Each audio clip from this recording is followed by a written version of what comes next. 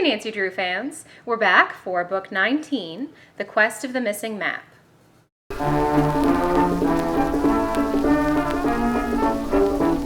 Originally written in 1942, my version is a 1960s reprint with a new cover but the original text. At 213 pages, this one is longer than most, leaving time for two meandering mysteries to come together in one exciting conclusion.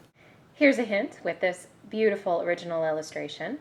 On page 1, Nancy meets Ellen Smith, an old friend of Hannah's whose family has fallen on hard times.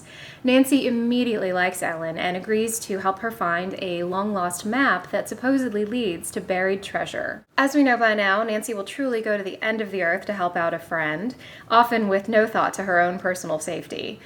Accordingly, she's kidnapped in this book, not once or twice, but 3 times. In the most dramatic kidnapping, Nancy's attending a dance with Ned at Emerson College when she's selected to oversee a pantomime presentation put on by the Emerson College Dramatic Club. This is apparently a huge honor and quite a compliment, as Nancy's dance partner Bill fills her in. "Gosh, I wonder who the lucky girl will be," Bill Tomlin commented. "It always goes to the prettiest and most popular one in the audience."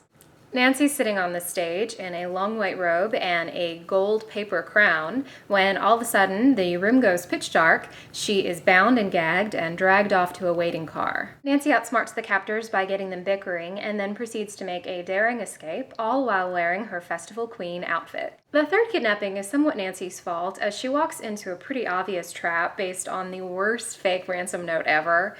This is a rare moment of poor judgment for her, but she's overwhelmed by the idea that she might have missed an important clue.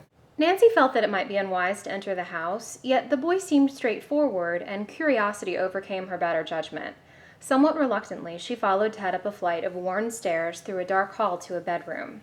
Despite all of the very real danger, there's also some random silly action thrown in. My favorite turns into a making fun of Bess moment. Nancy jammed on the brakes just in time. Directly ahead there loomed a huge gray mass which completely blocked the narrow road.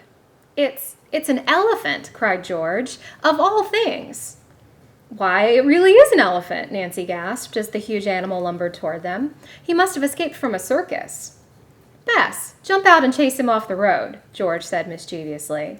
The other making fun of Bess moment, and the only mention of food in this book, comes when Ellen's mother brings out a tray of refreshments. "Oh, what shall I do? That lovely cake, and I'm supposed to be on a diet." "Why worry about a few pounds?" George teased wickedly. "I shouldn't if I were as skinny as you," Bess retorted.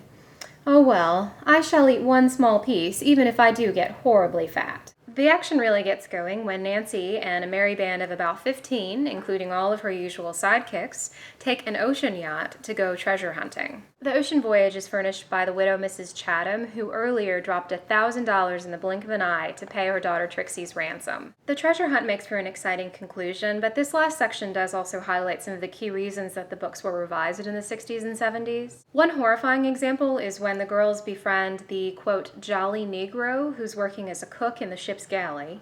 Less alarming, but still against type, is when Nancy lets Ned and the men go across to the island first for preliminary investigations because it's deemed not safe for girls. Nancy's skill at reading a map is eventually needed, and even the third-person narrator can't help giving her a cheer while introducing the next mystery.